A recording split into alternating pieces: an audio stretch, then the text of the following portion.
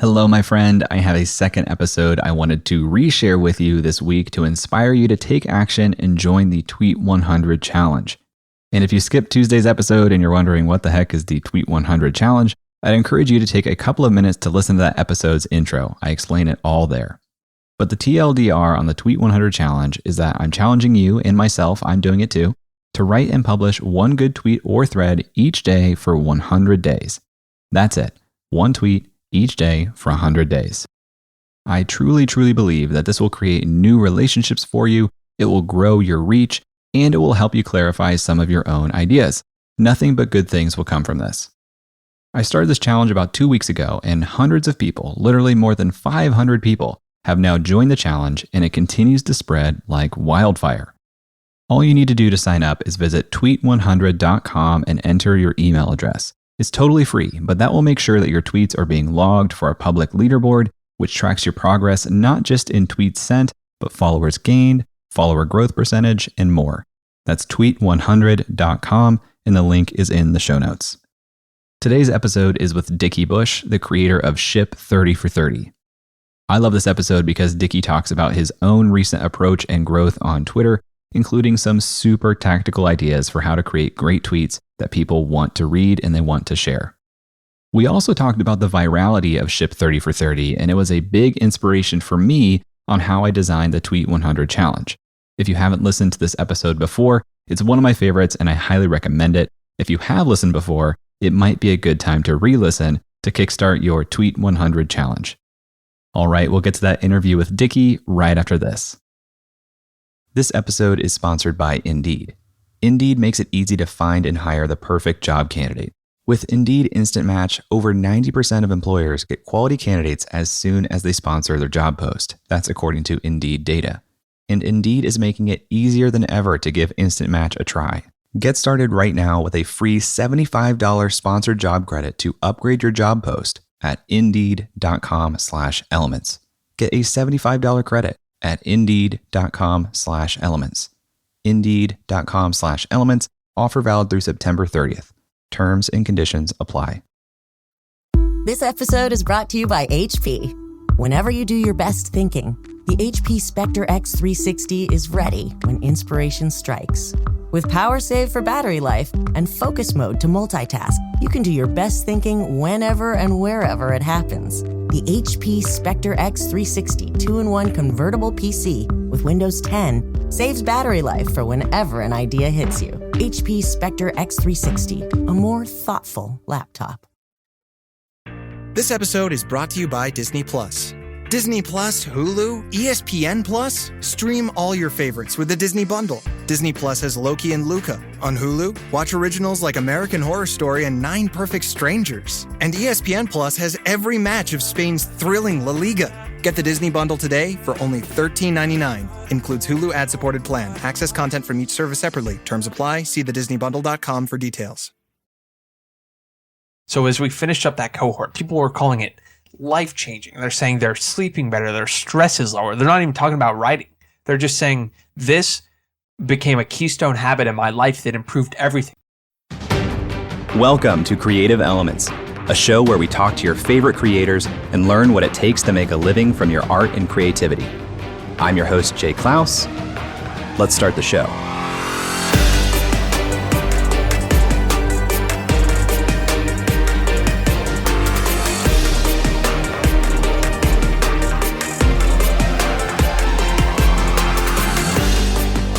Hello!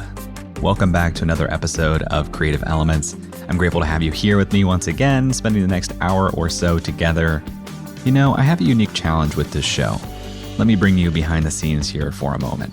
When I bring on a really high-profile creator, I know that episode will do really well in terms of listeners, new subscribers, all the numbers that I measure.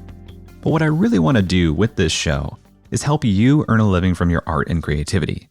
And most of the time, it's not actually the highest profile creators who I think provide the best path forward for you or for me. Because creators with the biggest names are often people who have been doing this for a long time. And it's that length of time that not only has helped them to build a public profile, but also means that the way that they broke through isn't necessarily an option for you and me. So lately, I find myself trying to interview more and more creators who started or found success on their journey much more recently. Which brings me to today's guest, Dickie Bush. What I do full time is I'm a portfolio manager at a hedge fund. So I spend most of my day predicting the global economy, and it sounds a lot cooler than it feels sometimes. But outside of that, I like to write and share ideas online via the written word. If you spend any time on Twitter, chances are you've come across one of Dickie's tweets over the last few months. And if not his tweets, almost certainly a tweet related to his online writing program, Ship 30 for 30. Ship 30 for 30 is built to help you create a habit of writing online through what Dickie calls atomic essays. Atomic means the fundamental building block of everything else. So an atomic idea, I say that podcasts and books are just collections of atomic ideas. A podcast, if you sliced and diced it, would be they're talking about 5 or 6 different things. And instead of seeing it as a podcast conversation, I see it as 6 atomic ideas that could be talked about in 100 different podcasts. So you kind of separate the, not superficial, but like the people talking to what is actually being said here. And how can I, form an essay based on a bunch of atomic ideas. So I see it as just as small as you can get and separating the content from the medium. Through Ship 30 for 30, Dickie teaches people to distill these ideas into short essays expressed in under 250 words. And instead of writing weekly, you write them daily, every day for 30 days. 30 atomic essays written in 30 days. And while doing this on the side, Dickie has created quite a movement. It's hard to log on to Twitter these days and not see someone sharing one of their atomic essays in the iconic Ship 30 for 30 essay template. Dickie himself has built his Twitter following from near 0 in August 2020 to over 10,000 at the time of this interview to now nearly 21,000 at the time of this recording. And what's really impressive about Dickie, as we'll hear in this interview, is none of this was by complete chance. All along the way, he had theories, he put them into practice, took a critical look at the outcome, and doubled down on the things that worked along the way. So in this episode, we talk about Dickie's humble newsletter beginnings, his experimentation with Twitter, the growth of Ship 30 for 30, and why listening to feedback loops has helped him turn the flywheel of growth so quickly. This conversation was a blast and absolutely flew by. I'd love to hear your thoughts on this episode as you listen. You can find me on Twitter or Instagram at jklaus and find Dickie on Twitter at Dickie Bush. Take a screenshot, tag us, let us know that you're listening. But now, let's hear from Dickie.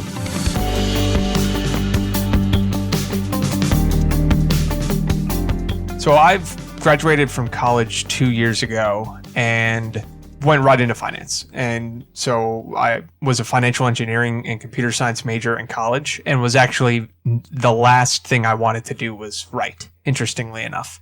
And I didn't take any writing classes or really any liberal arts. And I regret not taking some of those classes. As I look back on my college experience, I think I eschewed the idea of doing any kind of history or philosophy or writing just because I was math and tech, and that was it. But so my interest in finance definitely came first. But the more I dove into the world of finance, I realized how effective writing is just to clarify your thinking and kind of share your point of view. And so that was really the genesis. It was definitely finance first and then writing.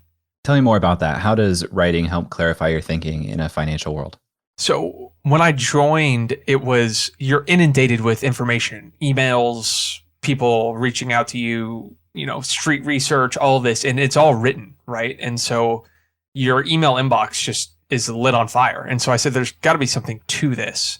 And the more I kind of dug into it, it was writing is the only way to take all of that information and put it back out to see what either is sticking or what makes sense. And so I started, as I was consuming all this information, both in the real world from podcasts and books and things like that, but also in what I did full time, it was like this unifying feeling of the only way I can start to understand these things is when I write them down. And so that was still to this day, the reason I write anything is usually it may come off that I understand it, but it's really for me to understand it myself.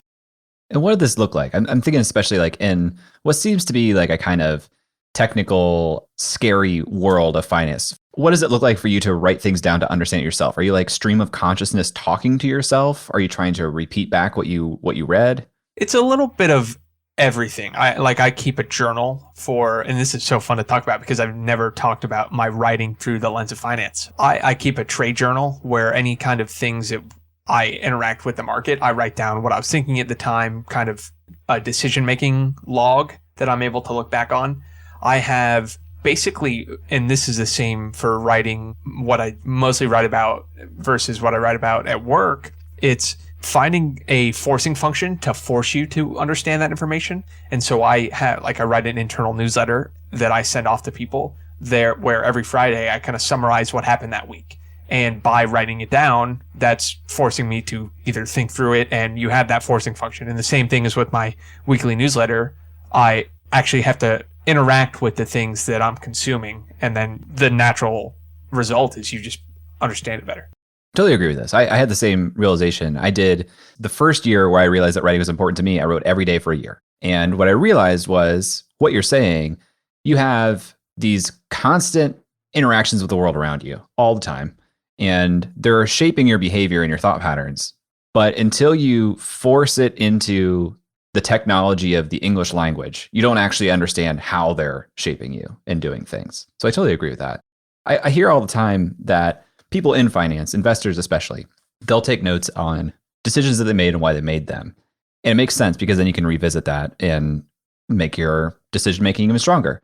But do people actually have like a consistent pattern of, okay, I'm going to read my logs from 2 years ago? Or is it like there's some stimulus that says, okay, I'm going to see what I said about this decision specifically? I think the ideal scenario is you have some kind of regular practice where you go revisit it. And I think it's an idolized thing where, I take all these notes, and every time I'm writing it down, I'm like, ooh, I can't wait to get right back through this in 3 months when I really need it. Do I end up looking at them all the time? No. And sometimes I feel this guilt of like, I've written all these things down that I'm not revisiting that I said I would, but my kind of, mental model or framework around this is just in time versus just in case, where I know it's going to be there if I need to go back to it, but I don't need to reread things just in case I miss something. It's what we underestimate is the power of search for all these note-taking tools. And your brain's pretty good at thinking like, oh, I think I remember saying something about that. And you just search and it does a good enough job of resurfacing. So I don't have like a regular practice, but ideally I would, and maybe we'll get there. So you were writing internally first at your finance job. What happened that you started sharing externally more publicly your writing generally? So I came into, it was 2020, and I'm super into just health and wellness and growth. And at the time was just self-improvement. I played football in college and played center and was 280 pounds when I played.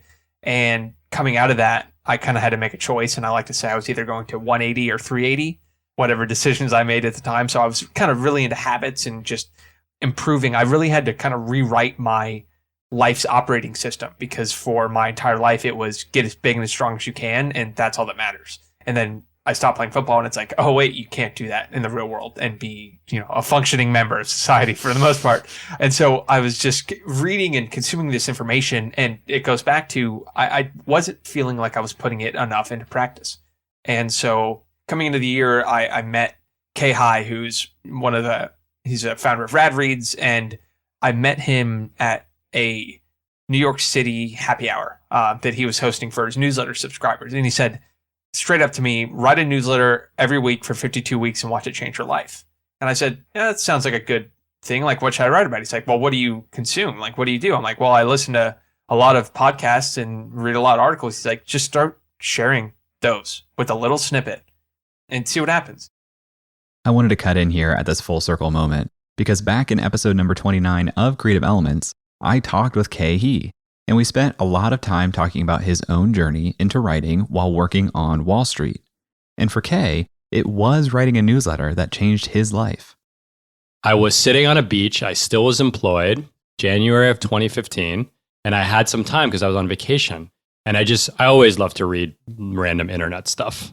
And I found 5 articles, Keith Rabois article, an Adam Grant article, Mark Maron interviewing Louis C.K. Shows you we were in a different time.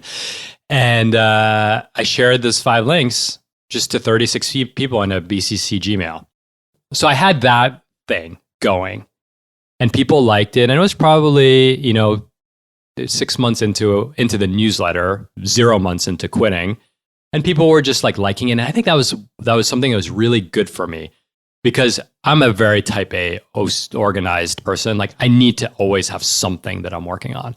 And so it gave me a canvas. And that was the magical thing about the newsletter is like the newsletter became really like a creative canvas. I did that for the first 30 weeks of the year. And that was the real genesis of my writing. From there, I started a blog, and then we can get into like the acceleration that has kind of happened in the last few months, but it all kind of started publishing a weekly newsletter to, I think I wrote 26 editions and had 56 subscribers. And I think I signed up every single one of them. But I just committed to doing it for a year and said, I'll see where this takes me. Where did it take you? How did things change? So I was publishing a weekly blog post up until maybe September and still writing my newsletters. And I just felt this lack of growth. It's the early months of writing online are lonely if you do it the way I was doing it, which was publishing kind of to the quote unquote playbook, a weekly blog post. I mean, here I am sweating over a hot keyboard on Sunday mornings, thinking every word needs to be perfect to what would eventually be read by about 55 people. And, the number of them that I sent it to is probably half. Right. And so it's this idea of I was just kind of frustrated in August where I got frustrated and I said, I have all these things that I think I want to write about. And I have all these things that I think people want to read about, but I have no clue because I don't have any data or any feedback. So I stopped publishing so much on my blog and said, I'm just going to start sharing ideas on Twitter. And Twitter to me is the ultimate idea refinery where you share one idea. Everyone will forget about it if it's not any good, but people will interact with it if it is good. So you can just share a ton of ideas and get immediate feedback. So that's what I started doing. I said, okay, in August, I'm going to tweet 30 times a week on whatever I was interested in. And at the time it was, health, relationships, wealth, values, habits, those kind of things. That was a literal benchmark you set for yourself, 30 tweets this week? Yep. 6 tweets a day for 5 days a week. I went from writing a weekly blog post that took 3 hours to sitting down and saying, I'm going to write 30 tweets sharing 30 ideas that I think people want to read about and I think I want to write about, right? And so from there, it's, okay, I published 30 tweets. One more clarification. And was this like, hey, I'm thinking about writing about this? No, it was more of the kind of the platitude style tweets where it's like you try to distill an idea. Like I would talk about what a good morning routine looks like or how to be consistent in your relationships, things like that, like little nuggets of value that people scroll across and say, oh, that's useful. After a quick break, Dickie breaks down how he grew his Twitter account from 0 followers in August of 2020 to now over 20,000 in April of 2021. And later, we dig into how he created his very popular Ship 30 for 30 writing challenge. Right after this. This podcast is sponsored by BetterHelp. We've all been through a lot in this past year, and even though I'm generally a positive and upbeat person, I experienced more sadness and despair this year than ever before. Luckily, we live in a time when we have access to services like BetterHelp. BetterHelp will assess your needs and match you with your own licensed professional therapist. It's not a crisis line and it's not self-help. It's professional counseling done securely online. You can start communicating with a counselor in under 48 hours. You'll get timely and thoughtful responses, plus you can schedule weekly video or phone sessions too, so you'll never have to sit in a waiting room. BetterHelp is committed to facilitating a great match, so they make it easy and free to change counselors if needed. It's more affordable than traditional offline counseling, and financial aid is available.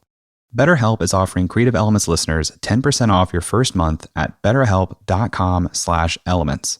BetterHelp wants you to start living a happier life today. So visit betterhelp.com/elements. That's betterhelp.com/elements and join over 1 million people who have taken charge of their mental health with the help of an experienced professional. Now that summer is here, you deserve a break. But I know a lot of creatives find themselves spending so much time on the administrative parts of their business. When I put a solid financial system in place for my business, I found myself much more relaxed and able to focus on the fun, creative parts of my work. It's really important to stay on top of your finances. You need to know how much you're earning, where you're spending, when you're paying your team, and what you can expect this all to look like months from now. NetSuite by Oracle is the leading cloud financial system. No matter the size of your business, NetSuite is everything you need to grow, all in one place. Automate your processes with NetSuite and you'll close your books in no time, making taxes much, much easier. And special financing is back. NetSuite is offering a one-of-a-kind financing program only for those ready to switch from QuickBooks today. Head to netsuite.com/elements right now. That's special financing at netsuite.com/elements. netsuite.com/elements. Welcome back to my conversation with Dickie Bush. When we left off, Dickie told us that he had set his own benchmark of 30 tweets per week. 6 tweets per day may not sound like much, but if you've ever tried it, you probably realize how quickly you may run out of ideas. So I wondered how Dickie kept up with that pace of creating new ideas, and his answer was pretty ingenious. Well, I take the 5 areas I'm interested in, which was health, wealth, relationships, content creation, and then just regular personal growth. And I had these like 6 or 7 values that have been fundamental to me, which are consistency, leverage, efficiency, momentum, things like that. And I just had a random number generator and I would pair up random pairs and then force myself to write on it. So I eliminated created this creative constraint and said, okay, you have these 2, you're going to write on it. And what I did was I wrote every single one of them down in a Notion database, shared all 30 of them. And then at the end of the first week, I came back and said, which one of these ideas, 1, did I enjoy sharing? And 2, did people interact with? And I had, at the same time, to kind of get more eyeballs on what I was tweeting, I was summarizing every single podcast episode I listened to into a thread. And that would take me an extra 45 minutes every time. But I went from 0 followers at the beginning of August to 600 at the end of August, right? So I had more eyeballs on these ideas, right? I accelerated a little bit because I had a thread get picked up by Naval. And then just like that, the feedback loop rapidly accelerates, right? I have twice as many eyeballs share the ideas, etc. Were you batch creating the tweets and then you kind of schedule them out or put them out 6 a day for 5 days? Exactly. That's exactly what I did. And that was my sacred writing process for those 6 weeks. It really was, where I sat down for 2 hours on Sunday and I wrote them out. And because of what I do full time, I just couldn't spend all day on Twitter just for distraction purposes. So I just kind of scheduled them off and then came back I check in throughout the day, etc. But I couldn't be creative on what I was interested in sharing about on Twitter as much during the day. So yeah, I just scheduled them. Going from 0 to 600 followers probably was life-changing in a way. And I imagine it didn't happen immediately upon, the first couple of weeks, right? So there's probably a point in time where you're like, am I shouting into the void even on this strategy? How long did you give yourself for this strategy of 30 tweets a week to know if it was working? I actually started a new Twitter account on August 1st. And the reason I did that, and this is kind of tactical, but I was using a Twitter account that was 10 years old. And my social graph was all my friends from high school who were no longer using Twitter. And part of kind of the social discovery algorithm is who interacts with your stuff, who you're tagged with, all that. And so when you went to my profile and you said, who is this person like? It was 10 inactive accounts. So there was no way I was going to hitch on to any kind of organic growth. So I started a new account in August and had some small following come over. And so I really started with 150, but that was kind of eye-opening. It was I thought I had 700, 800 followers, but here I am saying I'm making a new account and I get 100 of them, right? So I didn't start from nothing. I'd been tweeting out my newsletter and things like that. Yeah, so that I didn't start from 0, but pretty close. I got lucky. I got very lucky. So here's basically what happened was I did it for 4 weeks and I knew I was going to do it for at least a month. And I'm coming up at the end of the month. It's the end of August. And what I did was just sorted the tweets by likes and said, what happened here? What ideas were interesting? But at the same time, I wrote a thread on Balaji Srinivasan. And so I think it's my most popular thread. I think it has 2,000 or 3,000 likes on it. And it was just the way he sees the world. I listened to him on one podcast, and instead of summarizing one episode, I listened to 5 and then put all his worldview together. And I tweeted out at 7 p.m. I went to bed, woke up, Naval had liked it, and I went from 600 to 1,300 Twitter followers and from 300 to 700 newsletter subscribers because I put my newsletter at the bottom.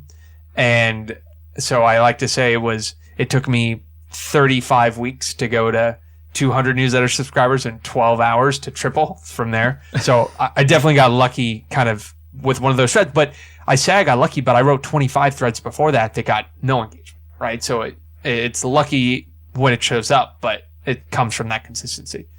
And threads are no joke. You said it took you 45 minutes each. And that's what hangs me up all the time because I'm like, okay, I know I can write and I know I can take some of the stuff that's more long form and craft it into a native tweet or even my own podcast episodes. I could turn into tweets and make something useful, but it takes so much time. How do you do it? I got very good at taking notes, listening to podcasts at 2 times speed on a morning walk. And it's a knack that I developed. But when you have the lens of I'm turning this into 6 tweets, podcasts kind of change how you listen to them. You stop listening for a conversation and you start listening for kind of atomic ideas that can fit in one tweet. And as I would listen to it, I'd say, oh, that's one, 3 bullet points underneath. Boom, that's a draft of a tweet. I can craft that later. Right. So it was kind of, I really enjoy taking just long walks. And so it was finding a way to kind of write while I did that. Saved me a lot of time. So you're having this success with your Twitter strategy. How did your writing strategy change then outside of Twitter?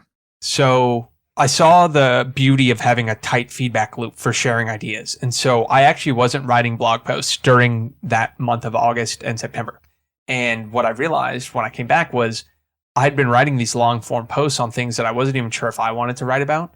And so these tweets were almost small bets of total upside if people resonated with the ideas. So at the end of those 2 months, I again had more clarity on what I wanted to write about, which was just kind of growth and optimization in general. But at the same time, now I had these tweets, but I had all these ideas now that felt too short for blog posts, but too long for tweets. So I needed a new medium that kept the same feedback loop tight. And at the time, I saw people were doing this 100 essays in 100 days on Twitter. And I thought, I really want to do that. I want to accelerate this feedback loop the same way that I did with my Twitter strategy. So I just started writing small screenshot essays, which I now call atomic essays, every day. And that was the genesis of Ship 30, obviously. Explain what a screenshot essay is for folks who are listening to this and haven't seen it. So if you could picture when you read anything on your phone, you're going to have to scroll. But on Twitter, you can't consume content that you scroll through, like, because a thread, it's not very continuous and they're supposed to be small. But you can use kind of either Figma or Canva and create what we call an atomic essay template. And you basically put all the text on one screen, one screenshot. And so when someone opens the image, they're able to read the entire thing without scrolling. And it's just like a different medium of content consumption on Twitter, which I think is why it stands out.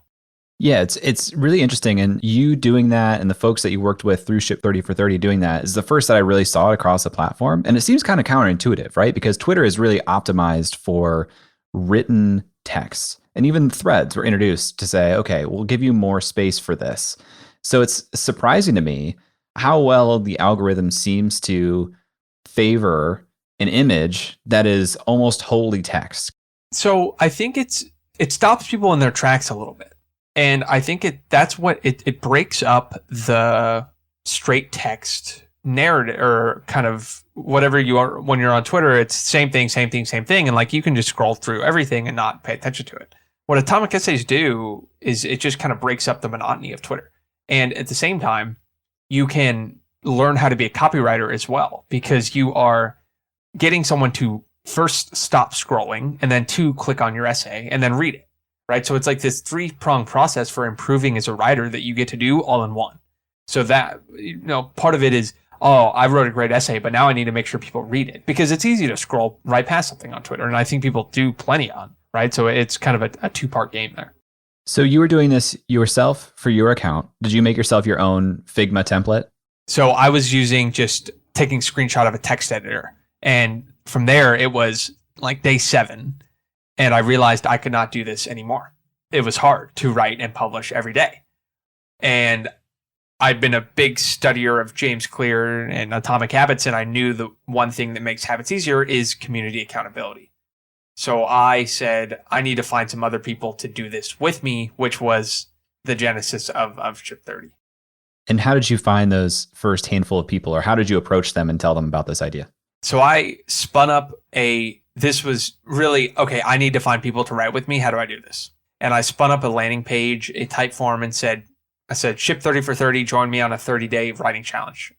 Didn't say like, I just need you to write with me. It was, okay, I think people are going to be interested in this because people kind of resonated with the few essays that I had shared already.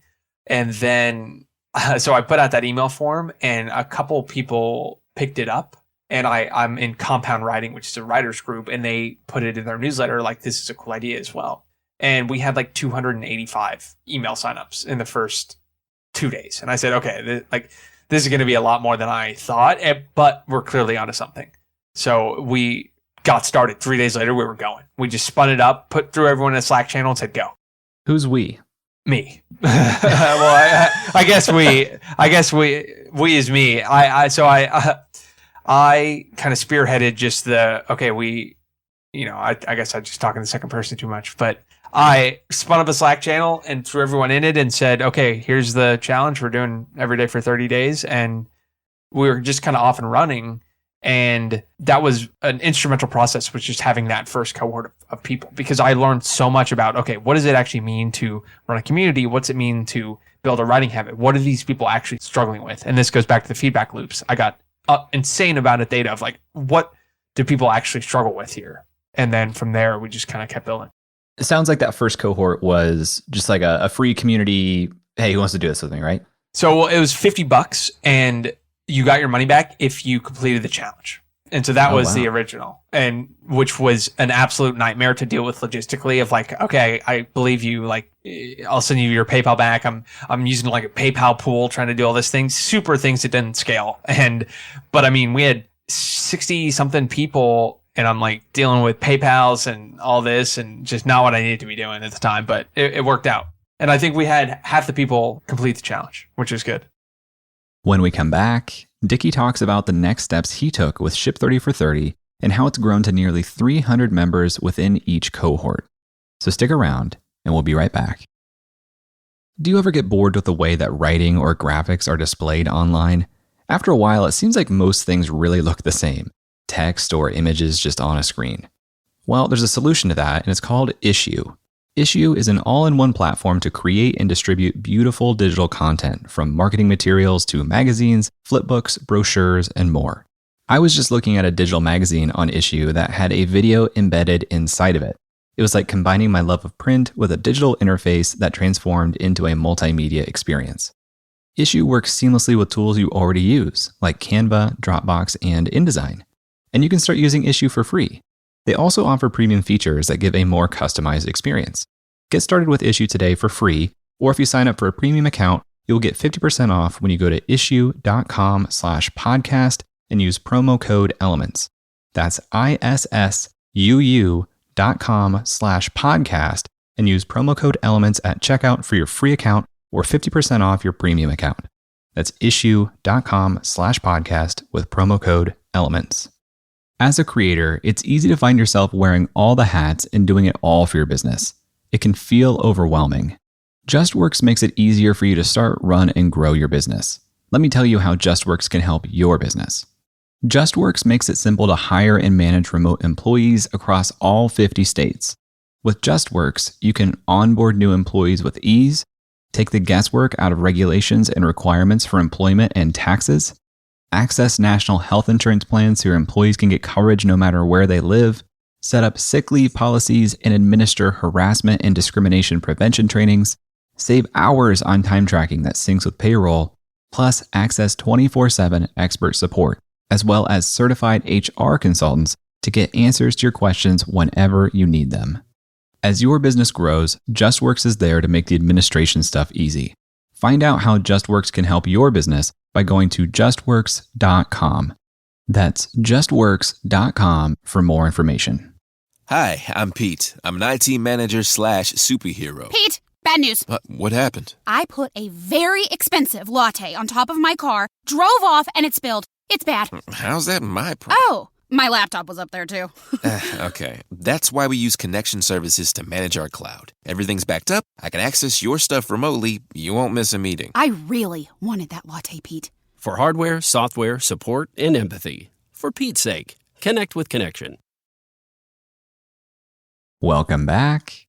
With his first ever cohort of Ship 30 for 30, Dickie's feedback loop was beginning to tell him that something was working. After all, half of the people involved finished the intense 30-day challenge. So it was clearly we were onto something. And I witnessed the power of writing every day for 30 days, both personally and seeing it in other people. So as we finished up that cohort, people were calling it life-changing. They're saying they're sleeping better, their stress is lower. They're not even talking about writing. They're just saying this became a keystone habit in my life that improved everything. Someone wrote me a message and saying my relationship with my wife is better because of this. I said, whoa, this clearly transcends this whole thing. And so I felt very passionate right away of I need to get more people to do this. So from there it was, okay, we're onto something. I just need to get this out in front of more people. And I went on just a content binge and took my atomic essay. Instead of writing atomic essays every day during that time, I wrote threads, which got a little bit more engagement and you're able to kind of link things together a little better. And I wrote 20 threads in 2 weeks on how to build a writing habit, why you should start writing online, what the biggest struggles were. I got really good at kind of pointing out the problem of, okay, what is it that they struggle with? Consistency, finding people to do it with them, thinking that every piece of content has to change the world. All those things that you just kind of talk about and get in the conversation that people are having with themselves of, oh, that's exactly what I'm struggling with. And then you kind of, we positioned Ship 30 as a solution and solved all of those problems that early writers face. Well, right after the end of the first cohort, did you say to yourself, this is going to become a paid product? Or did you say, this is interesting, I'm going to think about this for a while, I'm going to go back to writing on my own? Like, how did you come to the decision to do another cohort and name the thing and those bigger decisions? I think it was people wanted to keep going. And what's so great about Ship 30 is everyone who participates in it becomes a marketing asset for the challenge, right? Because they're just doing it in public. So we had a lot of inquiries of people reading these essays saying, oh, I want to do this. I want to do this. How do I sign up? How do I sign up? And we threw up an email capture form instead of a sign up form. And that had 400 or 500 people in it. So, you know, the flywheel nature of it was huge. And so from there, I was like, okay, clearly people want to do this. People want to pay for something where they learn and feel more accountable because clearly what they've done in the past hasn't worked and they're looking for a solution. And so from there, it was this clearly a market for this and let's just build it. This nature of customers being your best marketers also because they're doing this in public is one of the most remarkable aspects about this as like a business and as a product, as I see it. Was that predictable to you? Did you design that in, or was that just kind of like a pleasant surprise? It was almost a realization when I started the next cohort, seeing how many people found out about it just from people doing the challenge. And I said, okay, there's clearly a bit of a flywheel here where the more people that do it, the more people that are successful, they're going to share it. There's success stories. And so it was kind of a, whoa, I didn't mean or intentionally create it. But when I saw it, I said, okay, there's clearly a flywheel in motion here. As you have more cohorts, what has the growth in enrollments been like?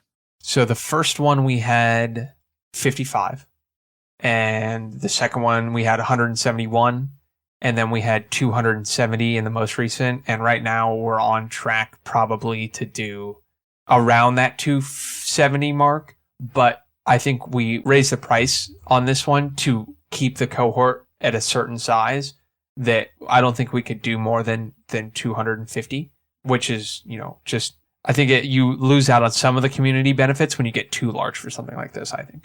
And why is the community important for this? The habit building technique that we took from James Clear on this is you want to find a community where you have both accountability and your behavior matches that of the tribe. where sticking to something is very easy when everyone else that you know and interact with is doing it. So the community aspect is the most important part, because you wake up and you don't feel like writing that day and you refresh our Twitter list and you see 200 others writing that day. I got to, right? If obviously there's 1,000 different factors that could make someone write or not write, but it's just an additional forcing function that you don't get when you try to do it on your own. How intertwined do you find Twitter to be in this experience? It's obviously very closely related, but are there people who come into the program who are not on Twitter at all, who don't want to be on Twitter? Is it important that they're on Twitter? If you look at our Google Analytics traffic, I think it's 85% of traffic comes from Twitter. And I don't know where the rest comes from. And maybe email, but I think almost every single person is found it on Twitter. And that's kind of the beauty of it, is we encourage everyone to publish it on Twitter. And we actually have a lot of people who come into it and are like, I don't have a Twitter account. And we say, we suggest you make one, because Twitter is the place for a challenge like this where you can get that feedback and interact with people. There's just no other platform where you can both write and interact with the things that other people are writing so easily. Yeah, it's interesting. I've seen kind of a trend of a lot of writers who realize, I got to be on all the social things eventually. James is an example. He puts his blog posts in his Instagram stories. Have you played around with that format for Ship30? Interesting. No, we haven't. We kind of stick to the one platform rule for now. And I think it's interesting to see James Clear. I think James Clear went to Instagram because he had almost 1 million subscribers and was running out of room on the other mediums. I think we have plenty of room to keep tackling Twitter for now, but Instagram could be interesting. But I like to say Twitter is show me your mind kind of thing, where more conducive to ideas and less, I would probably scroll past a lot of atomic essays on Instagram. As a Ship30 cohort is progressing, what are you looking at or measuring to know how well it's going, or when to intervene, or how to intervene? So we have a couple things we look at. The first is engagement in the Circle community.